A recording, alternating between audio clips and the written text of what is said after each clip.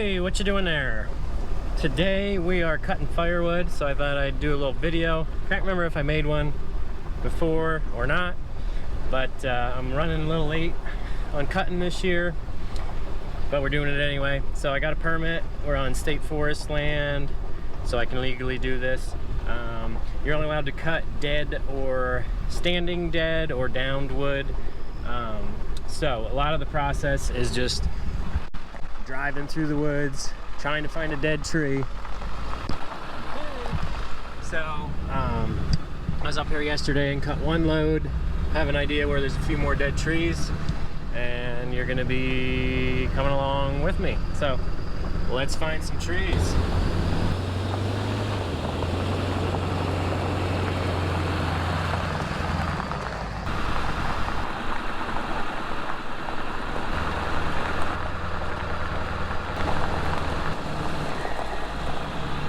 So we're out in the woods. You guys know about ticks and Lyme disease and stuff. So definitely, I'm not saying this is the best kind or what you should use, but you gotta try something. So before I start crawling around in the woods looking for trees, spray up.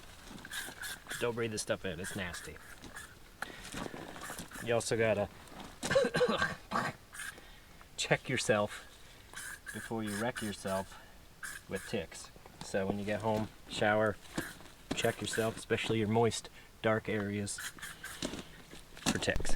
When I'm looking for a prospective piece of timber, I like to find something that's close to the road. You're not allowed to drive in or skid logs out of the woods, so it's gotta be, either gotta carry it, wheelbarrow it, or in my preference, try to find a dead tree alongside the road. I like to just drop them either parallel to the road or right across the road, and then you can cut it up right on the edge and not have to walk as far. But you do have to clean up all your debris, so you don't want to leave any bark in the ditch or branches on the road and stuff. So if you do drop it on the road or near it, it's a little more work clean up, but carrying heavy pieces of firewood through the woods is miserable. So found a big dead one right here. It's an oak tree. As you can see, there are no leaves on it. It is dead, so we are allowed to cut that. It's big. I normally tell my kids when they come with me, don't let Dad cut the big trees because it's so much stinking work, just heavier, more splitting. But up here it's getting kind of scarce. A lot of this has been picked over by other people cutting wood, so you gotta take what you can get. So we got a bigger truck this year, so hopefully we can hit the full or fit the whole tree in one load. So let's do it. We are about to drop this bad boy. I always try to follow the natural lean of the tree, but we gotta convince it a little bit to go that way because I don't want it to fall the top of the tree right in the middle of the road, because it'll be real easy to clear if the big part of the tree is across the road.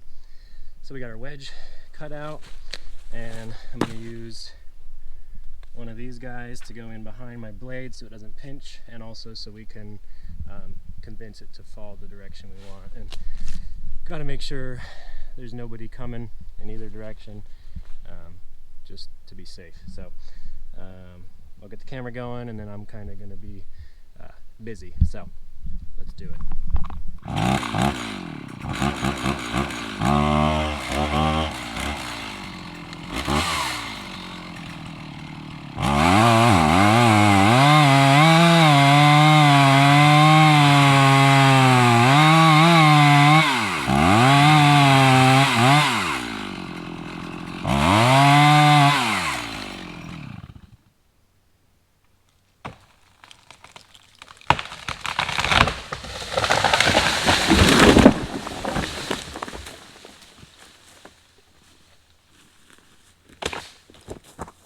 That's what we wanted, and we gotta work real quick to open the road back up.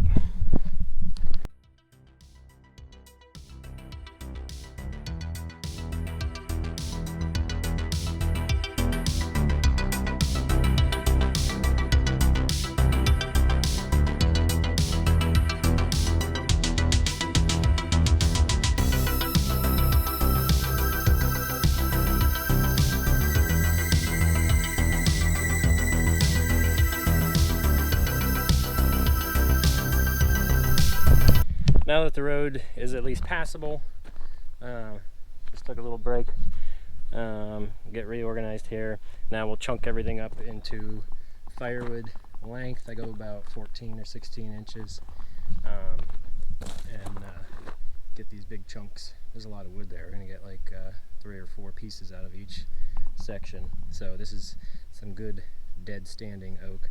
You can see it's rotted in about 3/4 of an inch around, which is pretty good. Sometimes you cut these and they're rotting all the way into there and you really don't have any useful wood. So this is pretty much how I like it. The bark will fall right off when we split it, and yeah, it'll be good to start drying for next season.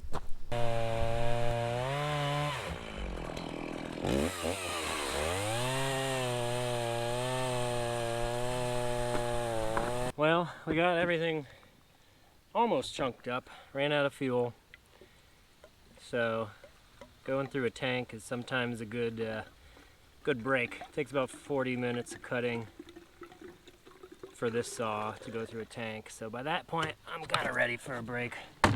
It's hot out. I like to wear long sleeves just because of the bugs and the sticks and stuff, so it gets very hot and sweaty. This counts as my workout for the day. So fueling back up, putting some oil in for the bar. I have everything chunked up into pieces. We're ready to start splitting. For splitting, I like this Fisker's splitting axe. It's light like an axe, but it has a wedge on the head because I'm too much of a wimp to use those big, like 12-pound mauls. I would just get tired. For a saw, I use a stihl ms390 with a 20-inch bar. And I like to split right out here in the woods, so then I'm only doing one load at a time. I like doing it by hand. I have a splitter, but I think it's too slow, so I do it this way. Then you're not lifting the big chunks up in the truck either, so it's a good workout. I am soaked, so props to you guys that do this for a living. I didn't even start the manual labor part yet, so yeah, so let's get this all chunked up and in the truck and get home. Do it.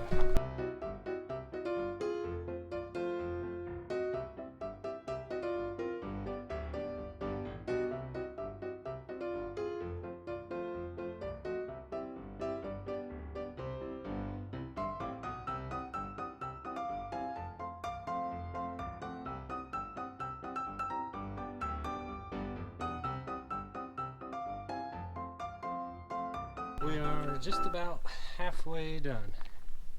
This whole side's done, a little bit over half. Got that started, just have these big ones. I'm out of breath. My camera battery is getting low, so I'm gonna stop recording the whole thing. You get the idea. So we'll get that split up and then on to loading it. So it's buggy out here, it's driving me nuts, but we'll get it done. We're done. So now what we'll do is move the truck down the road as we go, slowly pitching all that in the back until we're full. So hopefully, we haven't had a single car come yet, so I'm hoping that that continues and we'll get this stuff loaded up.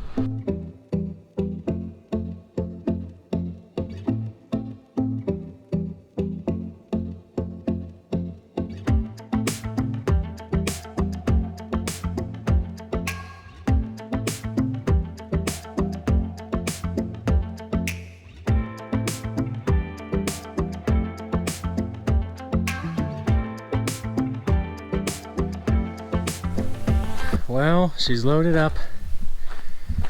Pretty good load. The old truck sitting a little lower in the rear than usual. This is the first big load I've done since I got this truck. That would have been like 3 loads in my old green Toyota. So, should be okay. Now I consider it a privilege that they issue these permits for us to cut up here at a reasonable price, because I couldn't afford to buy my firewood. So I like to make sure I abide by all the requests that they have. So we're going to spend time cleaning up all this bark, making sure there's nothing that's going to plug the ditch or the drains, just clear the road off. And they also ask that all the stumps be cut. You know, because you're left with your wedge there. They ask that you cut them no more than 12 inches or the diameter of the tree off the ground. So we got that one trimmed flat and low, and we'll clean up this road and get out of here. Then we gotta go home and unload it all and stack it and blah blah blah, but at least we got it cut. We are done. We are loaded up, the road's clear, the stump's cut, so we're heading home. If you enjoyed this type of video, it's a little different than normal. Let me know in the comments what you thought. Consider subscribing if you liked it, so you can follow along with all our tomfoolery and shenanigans. And yeah, I'm gonna go home and stack this and grab some lunch. Ooh, it's 11:59, and get ready to do another load tomorrow. So thanks for watching. See you next time.